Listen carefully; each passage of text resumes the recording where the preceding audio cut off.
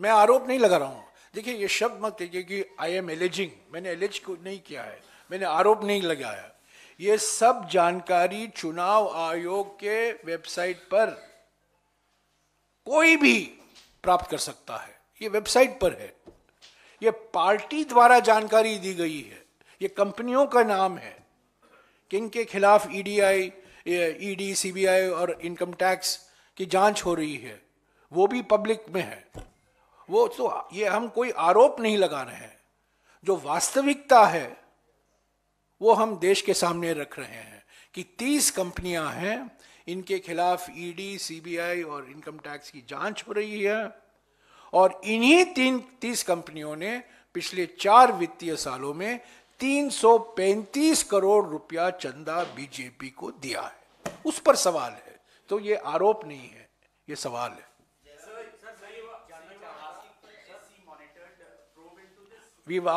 We have raised 3 questions of the finance minister. One, you put a white paper on the economy.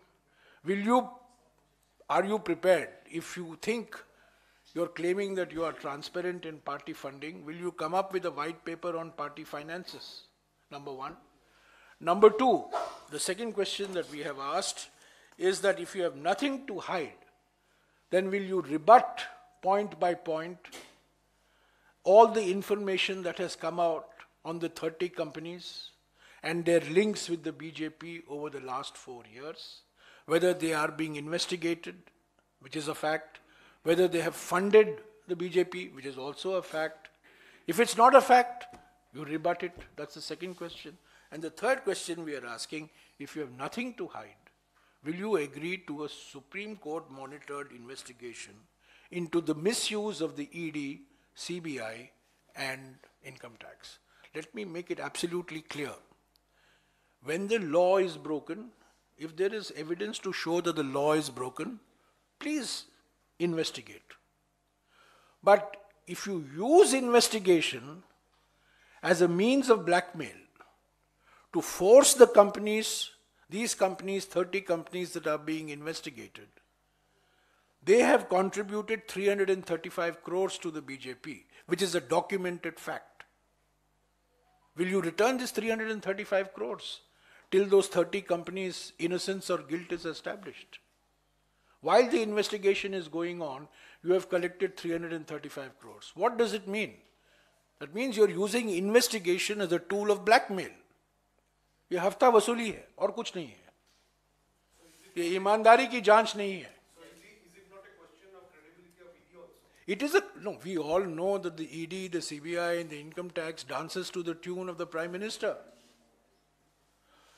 पिछले 5-6 सालों में जो कानून के संशोधन लाए गए हैं, इनकम टैक्स के कानून में जो संशोधन किया गया है, PMLA कानून में जो संशोधन किया गया है, वो अफसरों को भयंकर अधिकार देता है.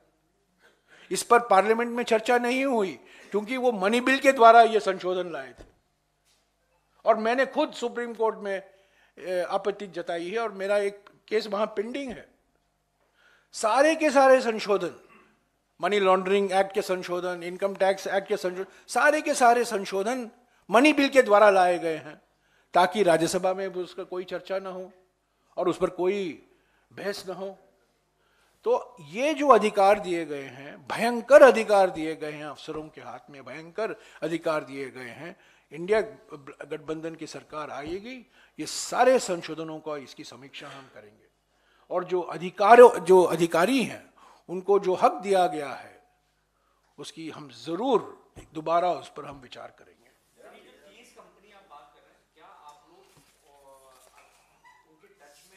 नहीं, मैं उनके टच में नहीं हूं.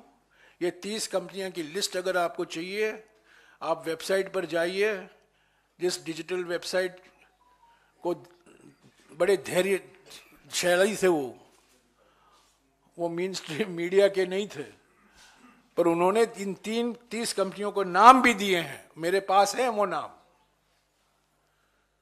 और ये 30 कंपनियों के खिलाफ जांच हो रही है. और इस 30 कंपनियों के नाम बीजेपी ने जो कागजात दिए हैं इलेक्शन कमीशन को कि कहां कहां से हमें चंदा मिला है, इलेक्टोरल बॉन्ड से नहीं, और कहीं से जो चंदा आता है उसको डिक्लेयर करना पड़ता है। तो ये सब इलेक्शन कमीशन के वेबसाइट से ही हासिल की गई जानकारी है। हम कंपनियों से हमारा कुछ लेना देना नहीं है। मैं आपको बता दूं कि इन 30 कंपनियों में से सिर्फ 3 या 4 कंपनियां हैं जो कांग्रेस पार्टी को चंदा दिया करते थे। ज्यादातर इन 30 कंपनियों में से 23 कंपनियां हैं।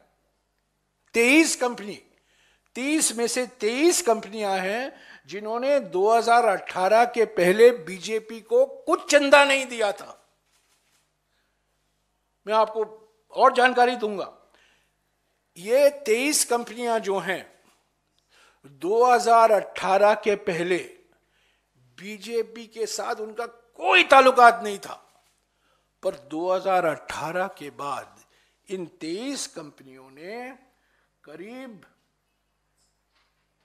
188 करोड़ रुपया 188 करोड़ रुपया चंदा दिया है इन 23 कंपनियों ने, जो 2018 तक कोई नाता नहीं था।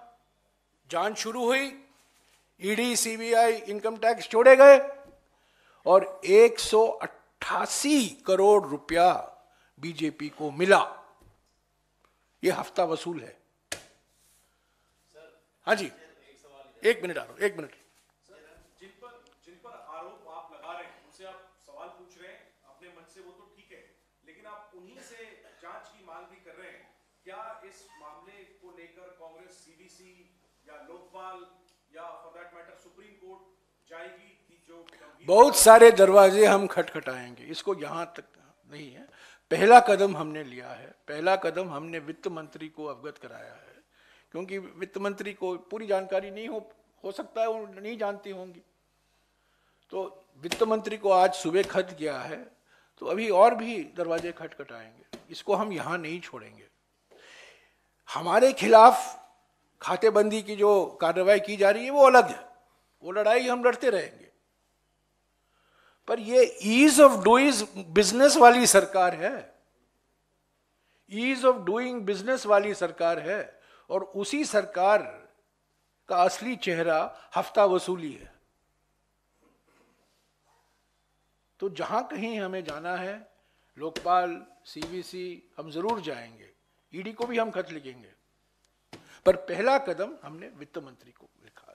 सर, आप कह रहे हैं इंडिया सरकार आएगी तो आप इन कानूनों को बदलने की बात कर रहे हैं। बिल्कुल। उसके पहले चुनाव में पहले लग रहा था इंडिया गठबंधन की गाड़ी पटरी पर गई, ममता साथ नहीं आ रही थी, एनसी अलग हो रही थी, लेकिन अब राहुल गांधी के आने के बाद बात कर रहे हैं कि ममता बनर्जी से भी बात हो रही है, एनसी से भी बात हो रही है। क्या इंडिया गठबंधन वापस पटरी? मैं पहले दिन से कह रहा हूं, पिछले 40 दिन से कह रहा हूं, भारत जोड़ो न्याय यात्रा के समय, खास तौर से पश्चिम बंगाल में 6 दिन लगातार सुबह, दोपहर, शाम मैं कहता रहा, पर मुझे पता नहीं कि आप सुनते रहे कि नहीं, पर मैं जरूर कहता रहा कि ममता बनर्जी के साथ बातचीत अभी भी जारी है, दरवाजे बंद नहीं है। समाजवादी पार्टी के बारे में भी ये कहा करता था, लोग कहते थे आप कैसे कह सकते हैं, पर समझौता तो हो गया है। आम आदमी पार्टी के साथ अभी 1-2 दिन में अंतिम रूप दिया जाएगा। ममता बनर्जी के साथ भी बातचीत चल रही है। अंतिम रूप अभी गठबंधन को पश्चिम बंगाल में नहीं दिया गया है, बातचीत चल रहा है। किससे? सभी पार्टियों के साथ बातचीत चल रही है। नेशनल कॉन्फ्रेंस, डीएमके, एनसीपी और शिवसेना, उद्धव ठाकरे के साथ तो अंतिम रूप दे दिया गया है। पर अभी सवाल जो उठ रहे हैं खास तौर से पश्चिम बंगाल और जम्मू और कश्मीर के संदर्भ में उठ रहे हैं। मैं कह सकता हूं आपको औपचारिक तौर से कि इन दोनों राज्यों में हमारे बातचीत इंडिया गठबंधन के सहयोगी दलों से जारी है। मैं उनकी भावनाओं पर क्या टिप्पणी कर सकता हूँ। सर, राहुल गांधी लगातार भारत जोड़ो न्याय यात्रा में ओबीसी, आदिवासी और दलित का मसला उठा रहे हैं, लेकिन प्रधानमंत्री नरेंद्र मोदी ने इंडी अलायंस पे हमला किया कि नहीं, आप ये हफ्ता वसूली के बारे में मुझे पूछेगा प्लीज, थोड़ा प्रधानमंत्री की रणनीति मत अपनाइए, डाइवर्ट मत कीजिए। हफ्ता वसूली का विषय है, मैं आपका सवाल जवाब दूंगा, पर जो विषय जो है उस पर आप रहिए। मैंने पहले भी कहा, हमारे राजनीति में 2 दिन बड़े लंबे समय होता है।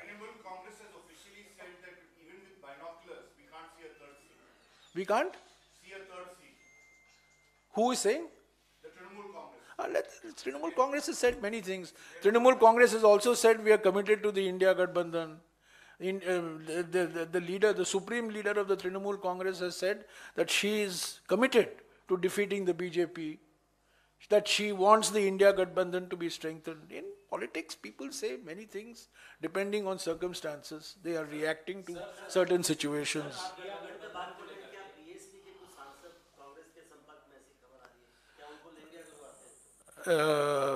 अभी देखिए अमरोहा में क्या होगा। कल अमरोहा में भारत जोड़ो न्याय यात्रा, मुरादाबाद से हम शुरू कर रहे हैं 10 बजे, तो पहला संकेत आपको अमरोहा में मिलेगा। आप देखेंगे अमरोहा में पहला संकेत मिलेगा। यही सवाल आप पूछ रहे हैं ना यार, उन्हीं का सवाल है। तो हफ्ता वसूली के बारे में पूछो यार, हफ्ता वसूली के बारे में, हफ्ता वसूली के बारे में।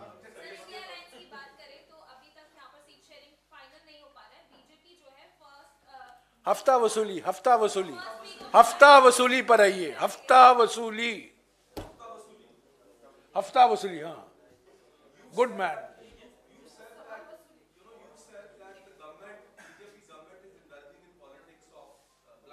Yes.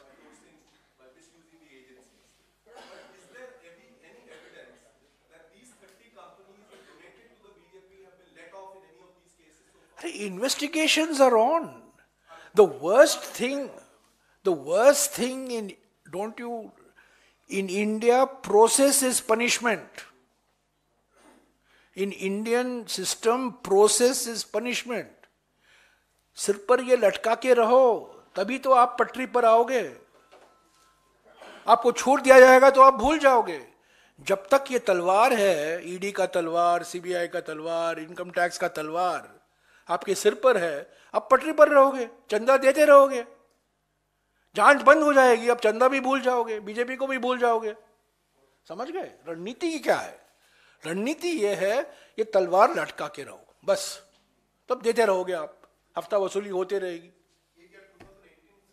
2018-19 और 2022-23 के बीच में, इन 4 सालों के बीच में ये जानकारी है, जो जानकारी दी गई है, जो प्रकाशित भी हुआ है, 235 करोड़ का 30 कंपनियों का 2018-19 और 2022-23 के बीच में, 4 सालों के बीच में।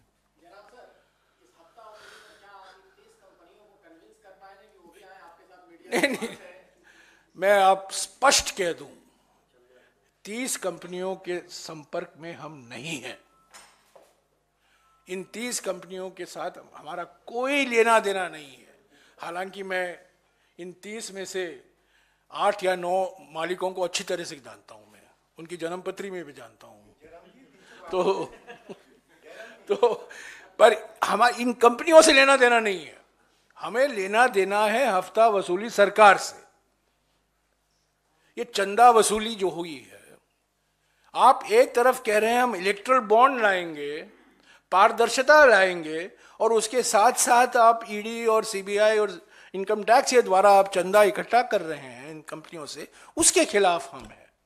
और जैसा कि मैंने कहा, एक कंपनी को फायदा और सारे बाकी कंपनियों को पीड़ा, ये ईज ऑफ डूइंग बिजनेस थोड़ी है। हाँ जी, 335 बोल रहे हैं, 235 करोड़। अरे यार, फिर से मैं बताऊं, 30 कंपनियां हैं। कल मैं, एक मिनट सुन ना, मैं 4थी बार 5वीं बार दोहरा रहा हूं, 30 कंपनियां हैं, 335 करोड़ रुपया चंदा इकट्ठा हुआ है 2018-19 और 2022-23 के बीच में। इन 30 कंपनियों में से 23 कंपनियां ऐसी हैं जो 2018 के पहले कभी बीजेपी को चंदा नहीं दी थी, पर 2018 के बाद इन 23 कंपनियों ने 188 करोड़ रुपया बीजेपी के खाते में जमा किया है। In the light of the Supreme Court's unconstitutional electoral bonds, then numbers will now be, you'll have to do No, data analysis. sorry. It is not Supreme Court's unconstitutional. It is Supreme Court's decision to declare electoral bonds as unconstitutional. So slight correction. Yeah, in that context, now the government has to declare through the ECI, through SBI, the details.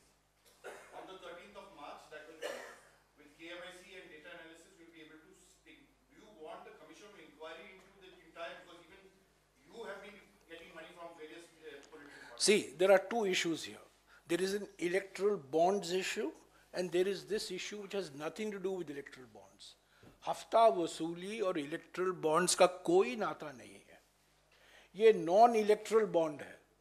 Erectile bond में जो supreme court का आदेश आया है उसका 100% हम चाहते हैं वो लागू हो और सभी पार्टियों पर लागू हो, हमें कुछ छुपाने की जरूरत नहीं। पर ये जो नई जानकारी आई है कि आप एक तरफ इलेक्ट्रल बॉन्ड से आप चंदा इकट्ठा कर रहे हैं, दूसरी तरफ आप ईडी, सीबीआई और इनकम टैक्स का भी दुरुपयोग कर रहे हैं ताकि आपको चंदा मिले, उसके खिलाफ भी जांच होना जरूरी है। ये दो अलग बातें हैं और हम जो सुप्रीम कोर्ट ने आदेश दिया है उसका पालन होना चाहिए।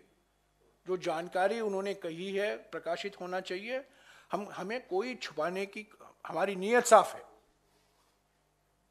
तो हम पीछे नहीं हटेंगे। अगर एसबीआई को कहा गया है कि आप बताओ, जानकारी दो, इलेक्ट्रल बॉन्ड किसके नाम पर है, हम नहीं कहेंगे ये नहीं हो, क्योंकि पहले दिन से हमारा ये मानना है कि इलेक्ट्रल बॉन्ड गैर कानूनी है, संविधान के खिलाफ है।